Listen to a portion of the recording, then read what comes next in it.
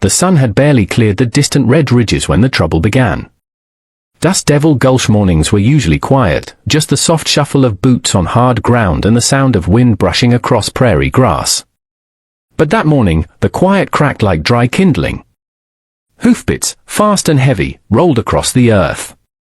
Even before anyone saw who it was, they knew someone was riding for help. Gideon Croft was not a man who rushed. He moved through life like a mountain moves through seasons, slow, unshaken, certain. He spoke little, laughed almost never, and carried a weight in his eyes that made others soften their voices around him. Stillness clung to him like a shadow, but the man riding into town that morning was not still. He was urgency carved into motion.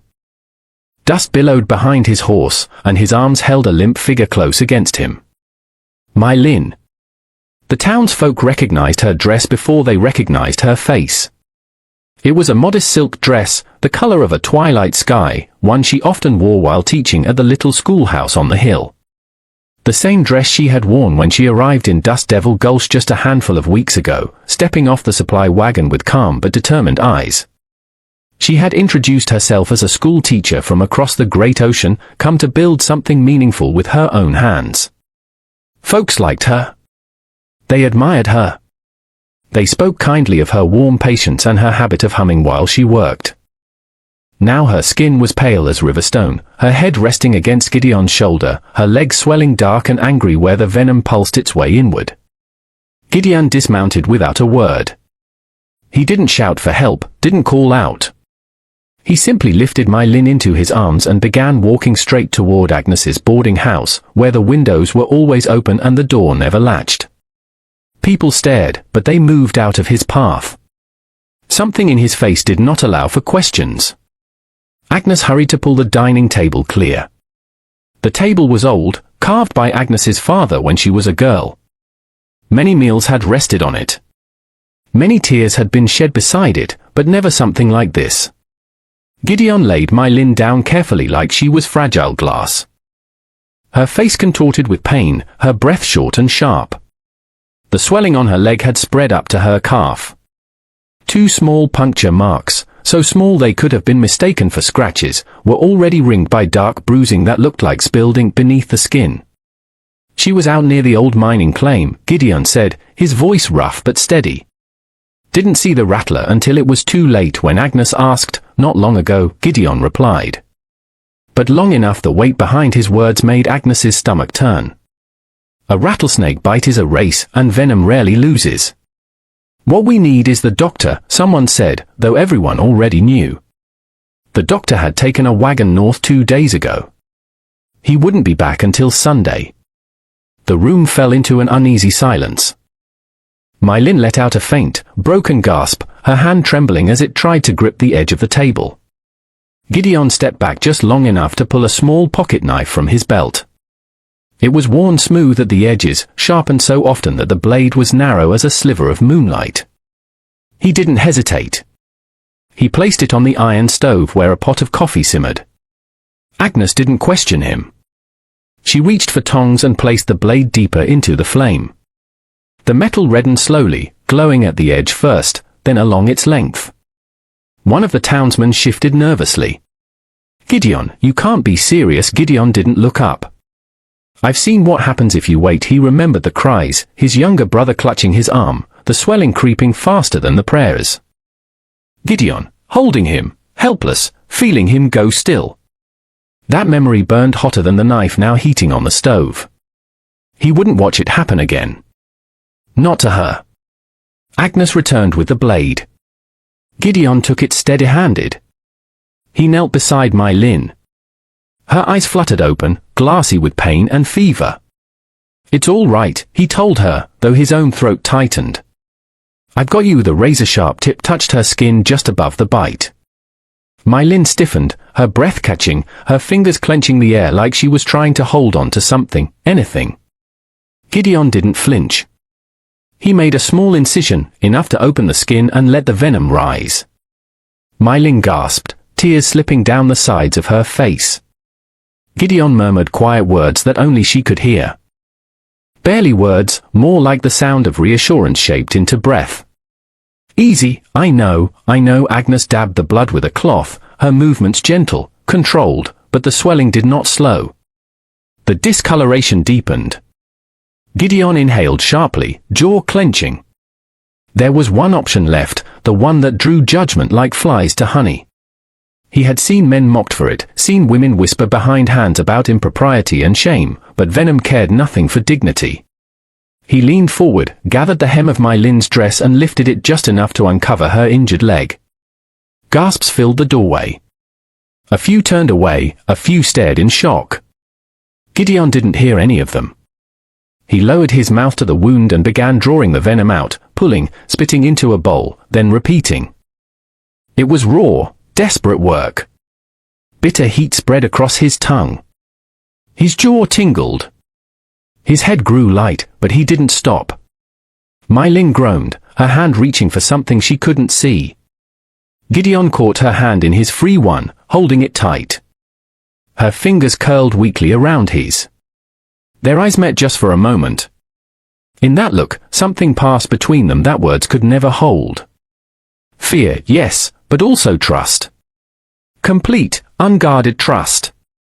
She gave her life into his hands, and he took that weight as if he had been born to carry it. Outside, the desert wind fell still. Time slowed. The only sound was Gideon's breath and My Lin's trembling exhale. No one watching would forget it, not ever. And the swelling, at last, began to ease. Gideon stayed with My Lin through the night. The lamp on the bedside table burned low, its flame flickering like a tired heartbeat. Outside, the desert night settled over Dust Devil Gulch, cool and still, the distant songs of coyotes drifting over the plains. But inside Agnes's boarding house, the world was reduced to the rise and fall of My Lin's breathing and the steady weight of Gideon's presence beside her. His chair was pulled close to the bed, one hand resting near hers, though he didn't touch unless she reached first.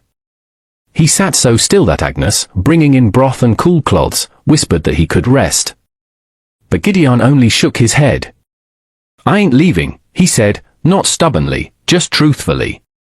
My Lin's fever rose and fell in waves. Sometimes she mumbled in her sleep, whispers in a language he didn't understand, memories spilling out of her.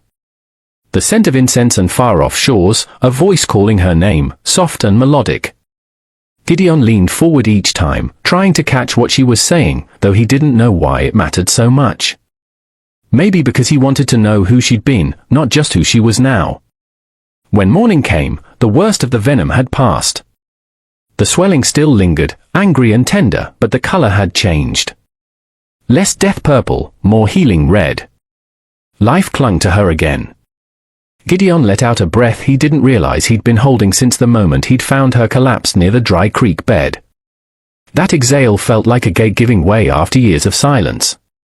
Agnes saw it. She saw something else, too.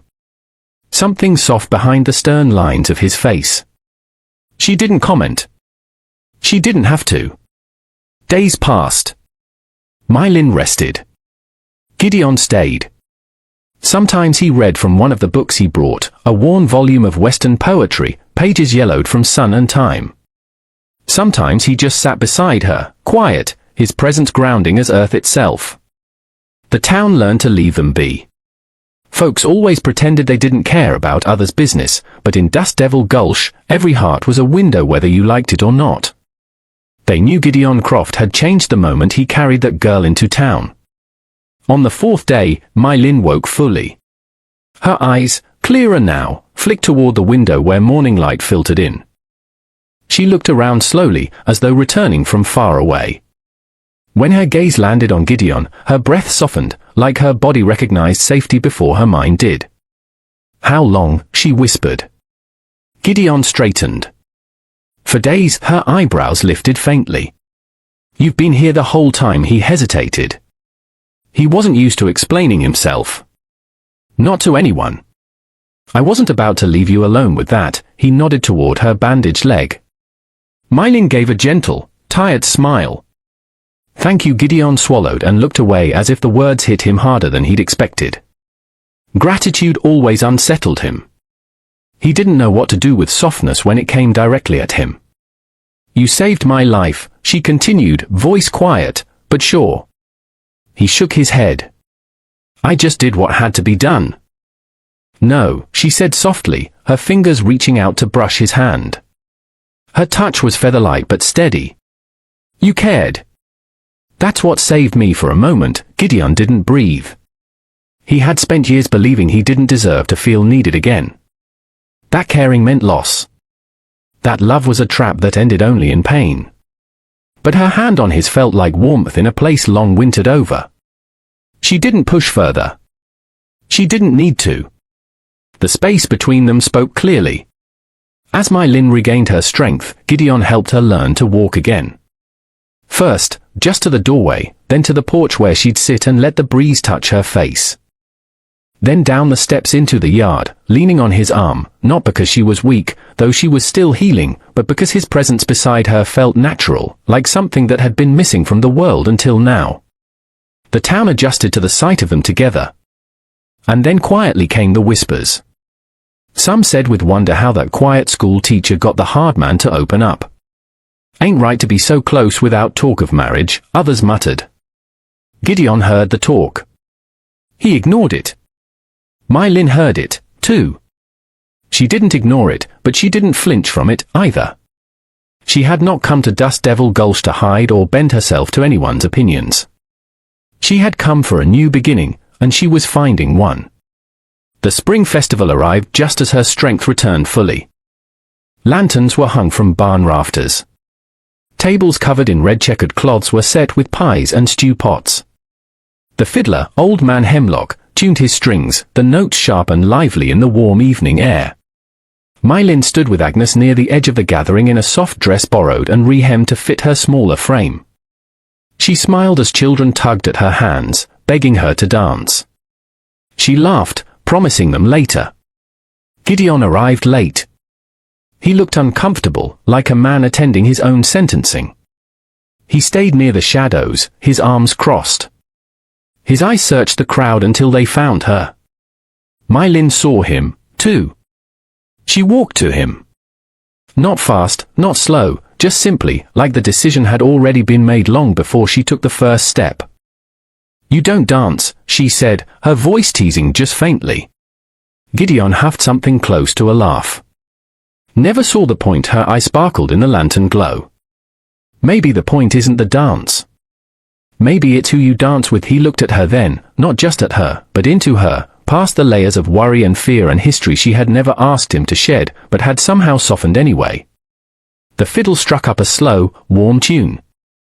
Something easy, something that didn't ask for skill, only presence. My Lin held out her hand. Gideon's breath trembled. He lifted his